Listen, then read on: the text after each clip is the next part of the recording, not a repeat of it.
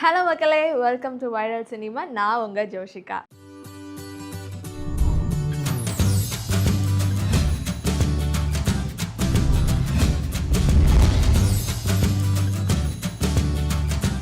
இன்னைக்கு நம்ம ஸ்னேகன் சார் அவரோட பிறந்த நாளை கொண்டாடுறாரு. அவரோட உண்மையான பேர் சிவசெல்வம். அதுக்கப்புறம் தான் அவரோட பேரை வந்துட்டு ஸ்னேகனா மாற்றிக்கிட்டாரு. ஸோ அதோட அர்த்தம் என்னன்னு பார்த்தீங்கன்னா மேன் ஆஃப் லவ். அவர் வந்துட்டு ஒரு விவசாய குடும்பத்தில் பிறந்து அந்த குடும்பத்திலே வளர்ந்து இப்போ ஒரு பெரிய லிரிசிஸ்டாவோ ஒரு போயட் ரைட்டராகவும் ஆயிருக்காரு. அவர் ஃபர்ஸ்ட் வைரமுத்து சாரோட ஒரு போயட் ரைட்டராகவும் ஒரு லிரிசிஸ்டாக 5 வருஷம் ஒர்க் பண்ணியிருக்காரு. அதுக்கப்புறம் அவர் 1995ல் 2 புக்கை வந்துட்டு ரிலீஸ் பண்ணியிருக்காரு ஒரு புக் ஃபங்க்ஷனில். ஸோ என்ன புக்குன்னு பார்த்தீங்கன்னா முதல் ஆயுதம், இன்னும் பெண் அழகா இருக்கிறார்கள் அப்படின்னு சொல்லிட்டு 2 புக்கை ரிலீஸ் பண்ணியிருக்காங்க. அதுக்கப்புறம் நம்ம கே பாலச்சந்திர சார் வந்துட்டு அவரை கூப்பிட்டு ஒரு படத்துக்கு நீ பாட்டு எழுதுறியா அப்படின்னு சொல்லிட்டு கேட்டிருக்காரு. அதுக்கப்புறம் அவரை ஒரு மியூசிக் டைரக்டர்கிட்ட இன்ட்ரடியூஸ் பண்ணி வச்சு நிறைய படத்துக்கு நிறைய பாடல்கள், அதாவது ஒரு மீனிங்ஃபுல்லான ஒரு பாடல்கள்னு கூட சொல்லலாம். அதாவது அந்த ஒரு லைன்ஸ்க்கும் சரி, அந்த ஒரு வார்த்தைக்கும் ஐயோ என்னையா எப்படியா இந்த மாதிரி வார்த்தையெல்லாம் கண்டுபிடிச்சிங்கிற மாதிரி தான் இருக்கும். அது மட்டும் இல்லாமல் கிட்டத்தட்ட 500 படங்களுக்கு மேலே ஒர்க் பண்ண இவர் 2500 பாடல்களுக்கு மேலே எழுதியிருக்காரா. அண்ட் இது ஒரு பெரிய விஷயம்னு கூட சொல்லலாம்.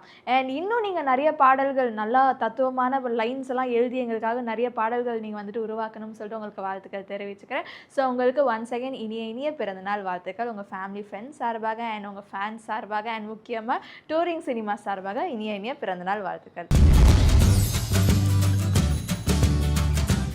மமிதா பைஜோ ஒரு இன்டர்வியூவில் விஜய் அண்ணாவை பற்றி ஒரு விஷயத்த சொல்லியிருக்காங்க. ஆல்ரெடி வந்துட்டு ஜனநாயகன் படத்தோட ஃபர்ஸ்ட் ரோடுங்கிற அந்த போஸ்டர் வந்துட்டு ரிலீஸ் பண்ணியிருந்தாங்க. அண்ட் நேற்று நம்ம விஜய் அண்ணா பர்த்டே அன்றைக்கி கரெக்டாக 12 மணிக்கு அந்த படத்தோட 1 மினிட் கிளிம்ஸை வந்துட்டு ரிலீஸ் பண்ணியிருந்தாங்க. அந்த கிளிம்ஸில் வந்துட்டு நம்ம விஜய் அண்ணா வந்துட்டு போலீஸ் கெட்டப் போட்டு மாசாக நடந்து வந்திருப்பாரு. அந்த நெருப்பெல்லாம் பேக்ரவுண்டில் வச்சு நிஜமாவே வந்துட்டு செம்மையாக இருந்தது கூட சொல்லலாம். அண்ட் இந்த கிளிம்ஸ் வீடியோ வந்துட்டு சோஷியல் மீடியாவில் செம்ம வைரலாக போயிட்டுருக்கு. அண்ட் அது மட்டும் இல்லாமல் ஜனநாயகன் படத்தோட ஷூட்டிங் ஸ்பாட்டில் நம்ம மமிதா பைஜு வந்துட்டு விஜய் அண்ணா கிட்ட ஒரு விஷயத்த கேட்டிருக்காங்க. என்ன அப்படின்னு பார்த்தீங்கன்னா, இந்த படம் தான் உங்களுக்கு கடைசி படமா? ஏன்னா எல்லாருமே அந்த மாதிரி தான் சொல்லிட்டு இருக்காங்க, இந்த படம் தான் உங்களுக்கு கடைசி படம், இதுக்கப்புறம் நீங்கள் நடிக்க போகிறதா இல்லைன்ட்டு சொல்லிட்டு இருக்காங்க, அது உண்மையா அப்படின்னு கேட்டதுக்கு நம்ம விஜய் அண்ணா என்ன சொல்லியிருக்காங்கன்னா, அப்படி இல்லை, எலெக்ஷன் ரிசல்ட்டை பொறுத்து தான் எதுவாக இருந்தாலும் அப்படிங்கிற மாதிரி சொல்லியிருக்காங்க.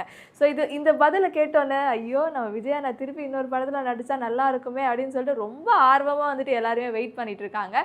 ஸோ கண்டிப்பாக நீங்களும் ரொம்ப ஆர்வமாக வெயிட் பண்ணிட்டு இருப்பீங்கன்னு எனக்கு தெரியும். அண்ட் விஜய் அண்ணா வந்து திருப்பி இன்னொரு படத்தில் நடிக்கணும்னு சொல்லிட்டு நீங்கள் எவ்வளோ ஆர்வமாக இருக்கீங்கன்ட்டு கீழே கமெண்ட்டில் சொல்லுங்கள். லோகேஷ் கனகராஜ் டைரக்ஷனில் நம்ம ரஜினிகாந்த் சார் நடித்த August 14 ரிலீஸ் ஆக போகிற படம் தான் கூலி. இந்த படத்தில் நாகார்ஜுனா, ஸ்ருதிஹாசன், சத்யராஜ் அண்ட் காளி வெங்கட் நடிச்சிருக்காங்க. அண்ட் இந்த படத்தோட மியூசிக் டைரக்டர் நம்ம அனிருத் சார் தான். இந்த படம் வந்துட்டு ஓவராலாக 350 கோடி போட்டு எடுத்திருக்காங்க பிரம்மாண்டமாக. ஸோ பார்த்துக்கோங்க 350 கோடினா எவ்வளோ பிரம்மாண்டமாக எடுத்திருப்பாங்கன்ட்டு. அண்ட் இந்த படத்தோட ஒரு சூப்பரான அப்டேட் வந்துட்டு இன்னைக்கு ஈவினிங் 6 o'clock வரப்போது அஃபிஷியலாக சொல்லியிருக்காங்க. அது என்ன அப்டேட்டாக இருக்கும்? ஆல்ரெடி நம்ம சொல்லியிருந்தோம் இல்லையா, நம்ம டிஆர் சார் அண்ட் அனிருத் காம்பினேஷனில் சிக்கிட்டு வைபுங்கிற ஒரு சாங்கை வந்து ஷூட் பண்ணி முடிச்சிருக்காங்கன்ட்டு. சிக்கிட்டு வைபுன்னு நான் நினைக்கிறேன், ஆனால் என்ன வேணாலும் இருக்கலாம். ஸோ வெயிட் பண்ணி தான் நம்ம பார்க்கணும். நெல்சன் வெங்கடேஷன் டைரக்ஷனில் ஆல்ரெடி ஃபர்ஹானா, ஒரு நாள் கூத்து, மான்ஸ்டருங்க போன்ற சில படங்கள் வந்துட்டு நம்மளுக்காக கொடுத்துருந்தாரு. அந்த 3 படமே வந்துட்டு சூப்பர் ஹிட்னு கூட சொல்லலாம். இப்போ அந்த வகையில் அவரோட டைரக்ஷனில் ரிலீஸ் ஆயிருக்க படம் தான் DNA. ஸோ இந்த படம் June 20th அன்னைக்கு ரிலீஸ் ஆயிருக்கு. ஸோ இந்த படத்துக்கு வந்துட்டு சொல்லவே தேவையில்லை, ஒரு சூப்பரான பாசிட்டிவ் ரிவ்யூஸாக தான் வருது. அண்ட் இந்த படம் நல்லா இருக்குது, சூப்பராக போகுது, லைக் என்டர்டைனிங்காக போகுதுன்னு சொல்லிட்டு எல்லாருமே சொல்லியிருந்தாங்க.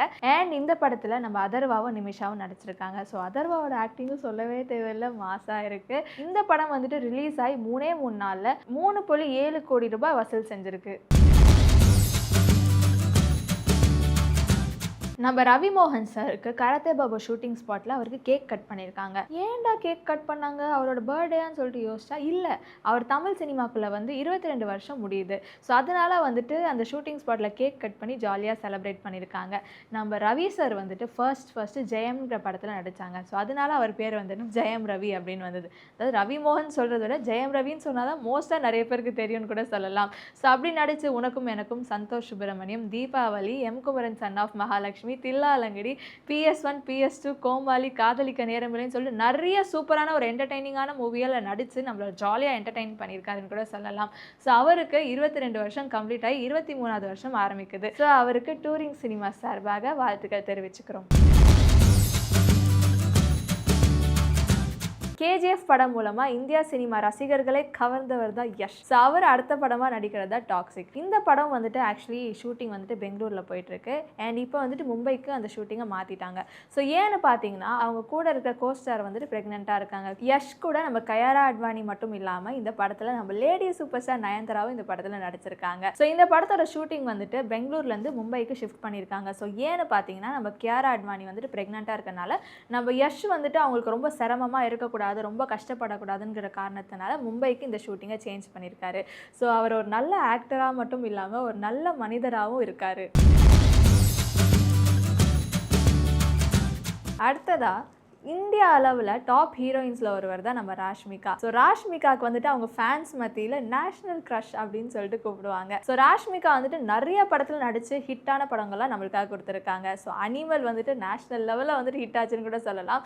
அண்ட் புஷ்பா டூலையும் நடித்து மாசான ஒரு ஹிட் வந்து கொடுத்துருக்காங்க. அந்த வகையில் தொடர்ந்து நடிச்சிட்டு வரப்போது நம்ம ஏஆர் முருகதாஸ் டைரக்ஷனில் சல்மான் கான் அண்ட் நம்ம ராஷ்மிகா நடித்த படம் தான் சிக்கந்தார். ஸோ அந்த படத்துக்கு அவ்வளோ பெரிய வரவேற்பு இல்லாத காரணத்தினால ராஷ்மிகா வந்துட்டு ரொம்ப ஃபீல் பண்ண ஆரம்பிச்சிட்டாங்க. அதாவது இதுக்கு முன்னாடி நம்ம நடித்த படம் எல்லாமே வந்துட்டு நல்லா இருந்தது, இந்த படம் இப்படி ஆயிடுச்சேன்னு சொல்லிட்டு ஒரு மாதிரி ஃபீல் பண்ணி ரொம்ப டவுன் ஆயிட்டாருன்னு கூட சொல்லலாம். அந்த வகையில் அடுத்த படமாக அவங்க நடித்தது தான் குபேரா.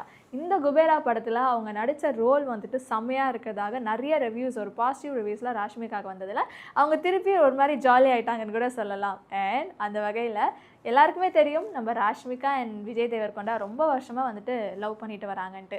இப்போ அவங்க இரு வீட்லேயும் வந்துட்டு அவங்க கல்யாணத்தை பற்றின பேச்சு வந்துட்டு எடுக்க ஆரம்பிச்சிட்டாங்க. ஸோ கூடிய சீக்கிரத்தில் அவங்க 2 பேரும் கல்யாணம் பண்ணிக்க போகிறாங்கன்னு கூட சொல்லலாம். ஸோ அந்த வகையில் ஒரு இன்டர்வியூவில் ஒரு தொகுப்பாளர் உங்களுக்கு எப்போ முதல் லவ் லெட்டர் வந்ததுன்னு சொல்லிட்டு ராஷ்மிகா கிட்ட கேட்டிருக்காங்க. அதுக்கு ராஷ்மிகா சொன்னது என்னென்னா, நான் ஸ்கூல் படிக்க போது எனக்கு ஒரு பையன் வந்துட்டு ஃபர்ஸ்ட் லவ் லெட்டர் கொடுத்தான். அந்த லவ் லெட்டருக்கு ராஷ்மிகா வந்துட்டு என்ன பதில் சொன்னாங்கங்கிறத அவங்க சொல்லலை. ஸோ என்னதான் இருந்தாலும் ஸ்கூல் படிக்க போது எந்த லவ் லெட்டர் வந்தா என்ன, எத்தனை லவ் லெட்டர் வந்தா என்ன, இப்போ அவங்க லவ் பண்ணுறது நம்ம விஜய் தேவர்கொண்டா சார் தானே. ஸோ அவங்களோட திருமணம் வந்துட்டு சீக்கிரமாக நடக்க போகிறதா சொல்கிறாங்க. அவங்களோட திருமணத்துக்காக ரொம்ப ஈகராக வந்து வெயிட் பண்ணிட்டு இருக்கோம். ஆக்டர் ஸ்ரீகாந்தை போலீஸ் கைது செஞ்சுருக்காங்க. ஏன்னு பார்த்தீங்கன்னா கரண்ட்டாக நுங்கம்பாக்கம் பாரில் நடந்த சில பிரச்சனைனால அங்கேருந்து 2 பேரை கைது செஞ்சுருக்காங்க. கைது செஞ்சு விசாரித்ததில் ஒருத்தர் வந்துட்டு ட்ரக் டீலர்னு தெரிய வந்தது. அவர் பேர் பிரதீப். ஸோ அவருக்கு எங்கேருந்து ட்ரக்ஸ் கிடைக்குதுன்னு விசாரித்த போது நைஜீரியாவிலேருந்து வந்து பெங்களூரில் தங்கி அங்கேருந்து ட்ரக்ஸு சப்ளை செய்கிறதா விசாரணையில் தெரிய வந்திருக்கு. ஏன்னா அது மட்டும் இல்லாமல் இவங்க இன்னும் வேறு யார் யாருக்கெல்லாம் ட்ரக்ஸு சப்ளை பண்ணியிருக்காங்கன்னு சொல்லிட்டு பார்க்கணும்னு சொல்லிட்டு நம்ம பிரதீப்போட கால் ரெக்கார்டிங்ஸை ட்ராக் பண்ணியிருக்காங்க. அந்த வகையில் ஆக்டர் ஸ்ரீகாந்துக்கு ட்ரக்ஸ் வந்துட்டு சப்ளை பண்றதா தெரிய வந்திருக்கு. அதனால ஆக்டர் ஸ்ரீகாந்தையும் விசாரணைக்கு அசிஸ்டன்ட் கமிஷனர் ஆஃபீஸ்க்கு கூப்பிட்டு போயிருக்காங்க. இப்போ அவங்களுக்கு வந்துட்டு கீழ்பாக்கில் இருக்க கவர்மெண்ட் ஹாஸ்பிட்டலில் அந்த வசதி இல்லாதனால சென்ட்ரலில் இருக்க ராஜீவ்காந்தி ஹாஸ்பிட்டலில் நம்ம ஆக்டர் ஸ்ரீகாந்துக்கு பிளட் டெஸ்ட் எடுத்திருக்காங்க.